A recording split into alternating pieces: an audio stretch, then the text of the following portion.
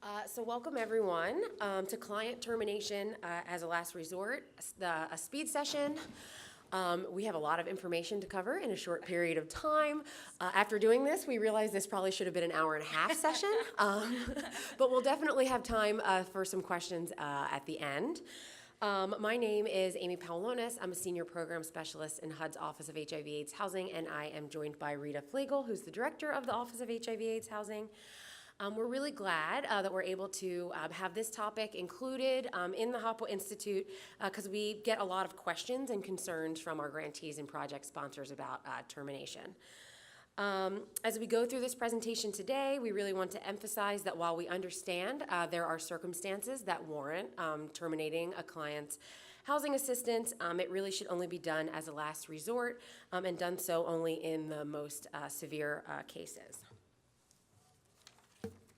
So there are 3 learning objectives for this presentation on client termination as a last resort. The first objective is to understand what constitutes cause for client termination per the HOPWA regulations. As you probably know, the HOPWA regulations can be quite vague on a few topics, and this presentation will take a closer look at the regulations that address termination of HOPWA assistance. The second objective is to know what due process is guaranteed to a client in the event of termination. If there is cause for termination, what steps need to be followed in order to follow the HOPWA requirements and also protect the rights of a client that's being terminated. The third objective is to understand that client termination should be a last resort and is reserved for severe cases as outlined in the HOPWA regulations. The HOPWA regulation that guides this last objective is that grantees must ensure that supportive services are provided so that a participant's assistance is terminated only in the most severe cases. During this session, we will take a look at a few scenarios that provide alternatives to termination or eviction, and Rita will provide some practical advice and best practices for eviction prevention. As mentioned, HOPWA regulations can be vague, and saying that a client can only be terminated in the most severe cases is definitely open to interpretation, and this is where policies and procedures are so important. Every HOPWA program needs to have written policies and procedures in place to guide program actions related to termination of assistance. And at a minimum, these policies need to address the requirements in the HOPWA regulations, but we'll also discuss a few situations not specifically addressed in HOPWA regulations that programs should anticipate and plan for in their policies and procedures. This is just a reminder of the Institute's theme, which is housing's role in ending the HIV epidemic, and that it's critical for persons living with HIV to have safe, stable housing in order to achieve optimal health outcomes, live longer, healthier lives, and prevent the transmission of HIV to others. So HOPWA regulations require that local HOPWA programs have a formal process for handling the termination of clients from HOPWA assistance. Your program's policies and procedures on termination need to, at a minimum, address the following scenarios covered in HOPWA regulations and guidance. I'm going to go through each of these scenarios in more detail over the next few minutes, not necessarily in the order that they are on the screen, but I will get to each of them. The first scenario is a death of a HOPWA client when there are surviving family members in the unit. The second scenario is remaining household members following bifurcation of a lease to evict or terminate a HOPWA-eligible client for engaging in criminal activity directly relating to domestic violence, dating violence, sexual assault, or stalking. The third scenario is violation of regulations or program requirements or conditions of occupancy as a cause for termination. And then the last scenario is it has to do with absence from a unit policies. That last scenario isn't specifically covered in our regulations, but it's definitely a fairly common termination scenario that requires policies and procedures to ensure clients with compliance with our HOPWA program termination requirements. So I'll now talk a little bit about termination due to violation of regulations or program requirements. HOPWA regulations state that HOPWA-assisted clients may be terminated if they violate program requirements or conditions of occupancy. with the stipulation that clients cannot be terminated on the basis or as a direct result of being a victim of domestic violence, dating violence, sexual assault, or stalking if they otherwise qualify for admission, assistance, participation, or occupancy. That is a new requirement under VAWA 2013. HUD published a final rule on VAWA and its implementation back in November. Which part? Oh. So basically, HOPWA-assisted clients can be terminated if they violate program requirements or conditions of occupancy. But there is the stipulation that a HOPWA client can't be terminated as a direct result or on the basis of being a victim of domestic violence, dating violence, sexual assault, or stalking. So that's a new thing that's in our HOPWA program regulations that I will go into more detail tomorrow. But basically, someone can't be terminated or be prevented from having housing assistance just from being a victim of one of those 4 crimes. The regulations also state that grantees must ensure that supportive services are provided so that a client's assistance is terminated only in the most severe cases. In addition, grantees must assure the adequate provision of supportive services to the client in the program, and they also have to ensure that they conduct an ongoing assessment of the housing and supportive services required by their HOPWA clients. So basically, appropriate supportive services must be available to all HOPWA-assisted clients in conjunction with housing assistance in order to mitigate some of those situations that might warrant termination. However, participation in supportive services should never be required for program participation. They should always be voluntary. They just must be available for clients to access and should be encouraged to support clients in achieving and maintaining stable housing and achieving those optimal health outcomes. Programs may choose to establish varying policies and procedures to cover different causes or conditions of termination. Programs have the flexibility to define what it means in their program for a termination to occur only in those most severe cases, which includes identifying specific behaviors and circumstances that are considered cause for termination in your program. But grantees should definitely exercise judgment in determining what violations are serious enough to warrant termination, especially for programs that are serving very hard-to-house populations that have many barriers to housing stability. Clients definitely need to understand what the program requirements are, what their responsibilities are as clients, and what the termination procedures are at intake. The sponsor should describe such requirements and procedures to clients at intake and have them sign a written copy acknowledging that they understand those requirements to keep in the client file. If a client is terminated, it must be for a reason that's included in the program policies and requirements that were in place at the time that they signed off on them, that they acknowledged them. And we recommend updating this documentation annually to reflect the program's current policies and procedures. Clients should review and sign off on updated policies and procedures at their annual recertification.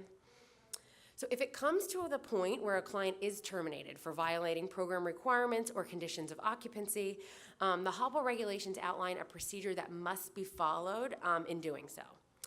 So when terminating a client's assistance in those circumstances, the HOPWA grantee must provide a formal written process that recognizes the rights of individuals receiving assistance and provides for due process of law. This process, at a minimum, must consist of serving the participant with a written notice containing a clear statement of the reasons for terminating their HOPWA assistance. The written notice should identify a reason for termination based on those program policies and rules provided to and acknowledged by the client either during their intake or their lease-up or their annual recertification process. And then you should provide a clear connection to the incident or incidences that was caused for the client's termination of assistance. The written notice should also state the date that a response is expected once that client receives that termination notice. There have been instances where grantees or project sponsors have provided written notice and received no response from the client. While it may be the case that the client chose not to respond, there may be other circumstances that prevented the client's timely response. We strongly recommend trying to connect with the client through other avenues, such as by phone or email or contact through their case manager if no response is received by that requested response date. The process must also consist of permitting the client to have a review of the decision in which the client is given the opportunity to confront opposing witnesses, present written objections, and be represented by their own counsel before a person other than the person who made that decision to terminate their assistance or a subordinate of that person. So the person who made the decision to terminate the client's assistant or someone that works directly for that person should not be this objective person that's reviewing the termination decisions.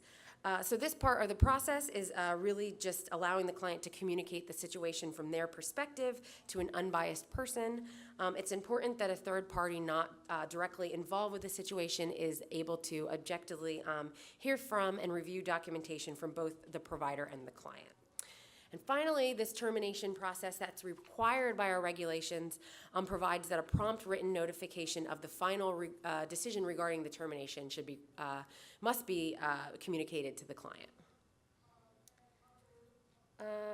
So I just talked a little bit about termination due to violation of program requirements. I'm going to tell you about two other termination scenarios that are addressed in our HOPWA regulations. First, grantees and project sponsors must have a policy in place when termination of assistance is due to the death of the HOPWA-eligible individual and there are surviving family members in the household. A reasonable grace period of continued assistance to surviving family members must be established, not to exceed 1 year from the death of that HOPWA-eligible individual. Grantees should establish that reasonable grace period policy for all their projects to implement program-wide. Initial support to surviving family members could focus on bereavement support, followed by counseling on available affordable housing options or other permanent housing options to facilitate a reasonable transition well within that maximum 1 year period. Clients should be informed about these policies, and organizations should consider whether to include this information in the client participant agreement or address it separately. Second, and this is also a new requirement under VAWA, and please keep in mind that we'll be talking about this for a full hour tomorrow morning in the general session. The new VAWA rule provided that HOPWA grantees, project sponsors, or housing owners or managers have the option to bifurcate a lease, to evict, remove, terminate occupancy rights, or terminate assistance to a HOPWA-assisted tenant for engaging in criminal activity directly relating to domestic violence, dating violence, sexual assault, or stalking. Grantees should have a policy in place for when that option is exercised to bifurcate a lease or to terminate or evict a HOPWA-eligible individual from housing for perpetrating one of those 4 crimes, and there are remaining family members in the household. The grantee or project sponsor must set a reasonable grace period for those remaining members to either establish eligibility for HOPWA on their own or to find alternative housing. And that grace period must be no less than 90 calendar days and then not more than 1 year from the date of the bifurcation of the lease to terminate or evict that client for perpetrating one of those 4 crimes. So during the grace period, the HOPWA housing assistance continues and supportive services are to be provided to assist the remaining members in finding alternative housing options, if it's determined that they're no longer eligible for HOPWA because that HOPWA eligible client was removed from that housing. So this slide is a little bit redundant, and I just covered those grace periods required by our regulations, so I'm just going to talk about another scenario to consider when setting termination policies and procedures, and that's how to handle temporary absences from units. So there may be circumstances that clients have extended hospital stays, or they're in inpatient treatment, or they are incarcerated. Policies should be set to promote housing stability and reduce risks of becoming homeless in these situations. And grace periods for temporary absence from a unit should be established in local HOPWA program policies and procedures if they aren't already. As guidance to determine a reasonable length of time to cover rental assistance for a client that's temporarily absent from a unit, we fall back on the Section 8 regulation addressing absence from a unit. And this regulation allows for up to 180 days of rental assistance to be paid, but we recommend a grace period policy of 30 to 90 days with flexibility if a physician consultation or other documentation can provide a clear timeline for when that client will be returning to the unit. So as your program establishes program policies to address these types of situations, we remind you that the HOPWA program really strives to establish and maintain housing stability for HOPWA-assisted clients, reduce risks of homelessness, and increase access to care. So all program policies and procedures related to determination should really reflect those goals as they are established.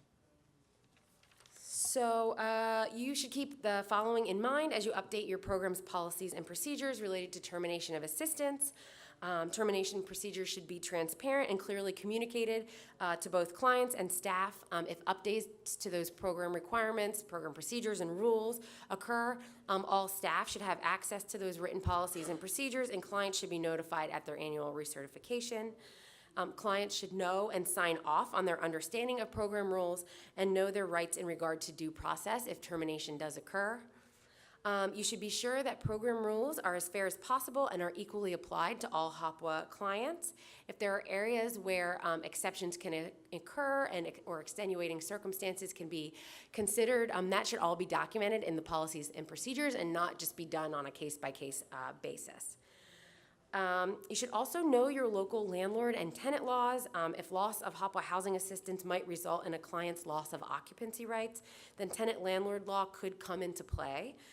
Tenant-landlord law is a matter of state and local laws, and the application of those laws to supportive housing, and especially to community residences or congregate housing, can vary greatly from state to state, depending on the local statutes and their application in court. But the HOPWA regulations describe a framework of due process that must be met regardless of local laws. And HOPWA providers should definitely consult legal counsel as to how prevailing tenant-landlord laws might affect their program. And finally, you should know fair housing rules to ensure that the rights of your clients are protected. HIV is a covered disability under the Fair Housing Act. We know that HIV stigma and discrimination are still prevalent in many areas, and housing discrimination because of HIV does still occur. If a client experiences eviction due to housing discrimination or experiences other, housing discrimination issues because of HIV, we highly encourage the client or your agency to file a housing discrimination complaint with HUD. So that was really about policies and procedures and what's in our regs, and I'm now going to turn it over to Rita for some more practical examples for avoiding eviction and termination. Question for the end, don't let me forget. Yes.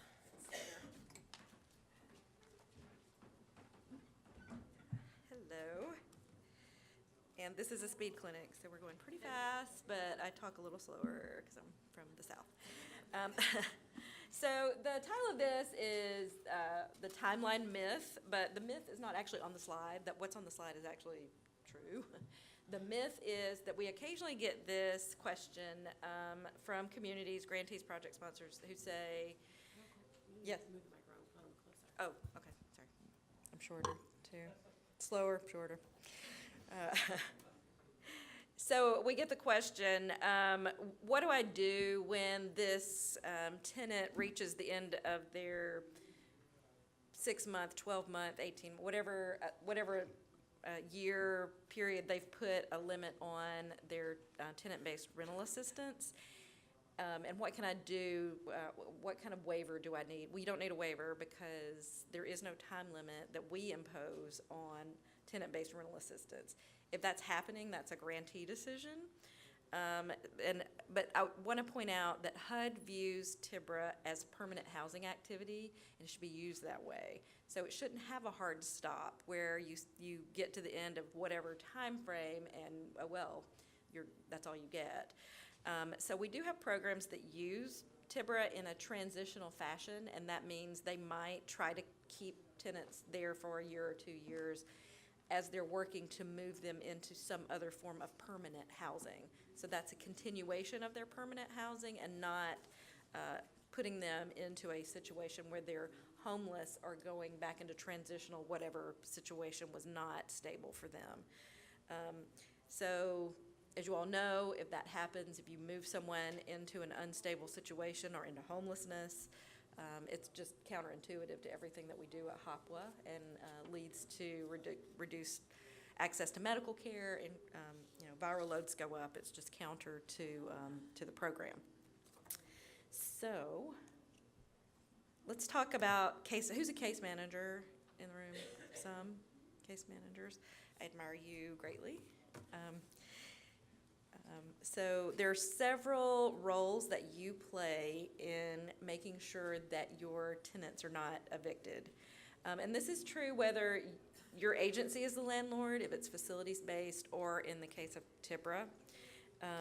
They're a little slightly different, but still important. So one important thing is helping your clients understand the rules around eviction. So what are their rights? What are their responsibilities? Part of that is just helping them understand the lease and the laws of the community where you live. Important things like, when is your rent due, on what day, and what happens on the next day? Do you have 3 days? On my lease, I've learned that my rent's due on the 11th. I don't know why. That's the day that it's due, and it's buried in the lease somewhere, and I've been done. That's when it's due. I signed it. So make sure that you're going over those things with them. Are there other rules of occupancy in that lease? What's in there that they need to know about? They may have a provision around a guest can stay up to 14 days. Well, what happens on the 15th day? They need to add them to the lease. If that happens, do you then consider them part of the household? So there's all kinds of considerations there that you want to work with them on. What about a pet policy? If they've signed something saying, I understand I can't have a pet, and now they have a dog or, miniature horse, or you could probably tell a lot of stories if you're in this room. So then what? What happens? So make sure they know, if you do that, here's what's going to happen. And work with them on those decisions. However, if they say they need the pet for a medical reason, then what do you do? Nothing. No, you have reasonable accommodation. I see different. So, and that requires a statement from a medical provider that they need that. And then, again, that might be you interacting with the landlord to help ease that process. It's important to know and make sure that your tenants know that a landlord cannot remove the tenant without the use of the court system. So if you're the landlord, remember this.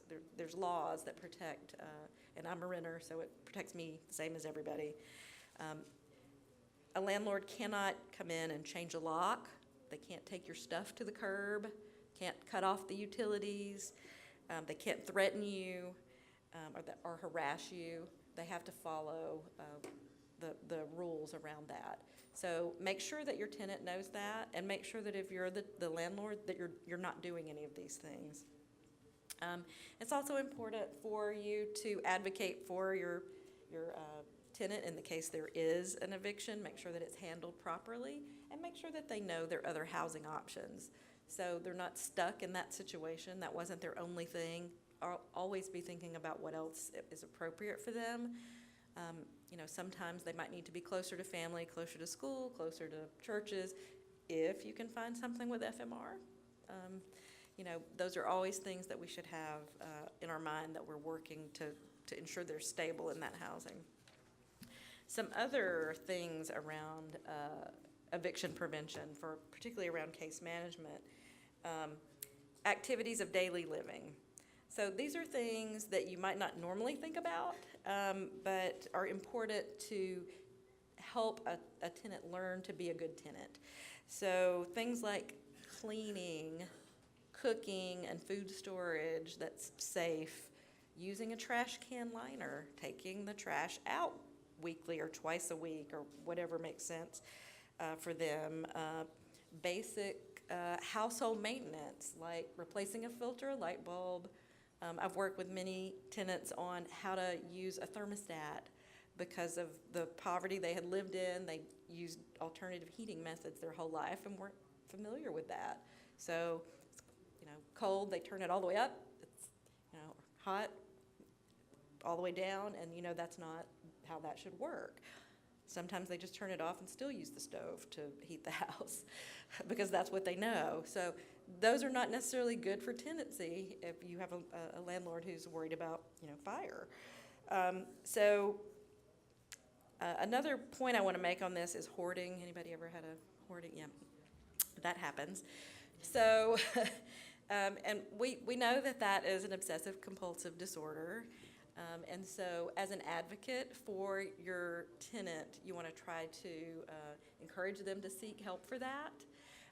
But if it is a health and safety issue, they could come to the point that a landlord would evict them, particularly if they're starting to block hallways and exterior, parts of the buildings where they live. Just be aware that there's some special caveats around that. If you have that situation, you might want to talk to your attorney if you're advocating for, or if you feel like there is a health and safety risk for your other tenants, how you can manage that appropriately. Okay. We could all probably tell stories about how those things have turned out, sometimes well. Another thing that's mentioned here is making regular home visits. And really, if you can do that and keep an eye on things and start working on problems before they get out of hand, that's the better situation. But it should actually say make regular scheduled home visits, because you don't just want to pop in on people, right? Be invited in into that. So what do you do when there's problems? Well, you would start with, first, you're giving some verbal direction. Talk to them about the risk of what they're doing, whatever that behavior is, what's threatening their housing stability. Make it all about the housing. So what kinds of behaviors can lead to eviction? Loud noise, they're having their radio, their TV, music blaring, parties, maybe they have up signs that are offensive, or they are shouting offensive things. Again, some of that could be a mental illness as well. Nudity, lewd behavior, we've probably all dealt with some of that too with our tenants. Offensive odors, again, take out the trash, invest in some Tupperware. Areas within public view are not kept up, so if they have a lawn, if they have a porch or whatever, they're not maintaining that. So those are things that would cause a landlord potentially to have a problem. And that's how you have to work with them and say, if you're not going to fix this, you could be evicted. So you're explaining the consequences. So it's verbal. Log those. Every time you talk to them about that, you could come back and say, I have talked to you 7 times now about having parties that are loud, and I've heard from the landlord twice that there's a problem. This is not going well for you. So you go ahead and document all of that, but remind them of it. Bring it back to them. So these aren't formal, but they do help you document the situation. The next thing would be then in writing. So they're continuing to violate the terms of their lease. They're not paying rent on time. They're having these issues with neighbors. Go ahead and at that point say, we've met 12 times about this now, and you understand that this could lead to your termination, and have them sign it. And another final consideration in preventing eviction is a behavior contract. Has anybody ever tried one of these? You have? Yeah, and sometimes people think these are just for kids, but it works for us adults too. And so that's where you have your written warnings, how many times you've talked to them, and you come back with what's your plan to correct this so that you can remain housed. Make it about the housing. So even though there might be behaviors that are involved, sometimes that's around substance use or failure to participate in mental health treatment. It's really about the eviction or the potential of the eviction. So if someone's not paying their rent because they're always short because they went out when they got their money and bought alcohol or drug, whatever they bought with it, their plan might be, I'm going to get into treatment. I'm going to go to AA 5 times a week, or whatever their plan is that you put in the contract with them. It's really not about the behavior, though. It's about how am I saving that money now to pay this rent, because that is the issue. So you want to gear the behavior contract back to that. So you're not evicting them for being an alcoholic. If it came down to it, you would have to evict them, or the landlord would have to evict them because they're not paying their rent. So it's a slight difference, but always make sure that you tie it back to that housing issue. Finally, we have just a list of questions that you should ask yourself about your policies and procedures that you're using internally. What should your rules say? Are they clear? Are they fair? Are you explaining? It should be really easy and clear for the tenant to understand from the get-go. Is there a way to enforce this set of rules that we've established and not discharge people into homelessness? Because frankly, if they're not going to make it with you, where are they going to be able to survive? Where can they actually manage paying their rent and doing the things they need to do to stay housed? So a lot of times you might already be their last resort. So what can you do to keep them housed? Do you have other kinds of programs? Do you have a TBRA program, master leasing, and facility-based? Do you have different rules for each? Do you assess clients and figure out where they might be better suited or more stable? And not everybody has that option, but if you could do that acuity and look at that and how those policies apply, what's the bottom line? What is the point where you must terminate? For a lot of us, there's a threat of violence to staff or health and safety of neighbors. So your policy should clearly say this is the point where it's allowable for us to terminate. And what's worked? Have you been able to prevent eviction, and how have you done that?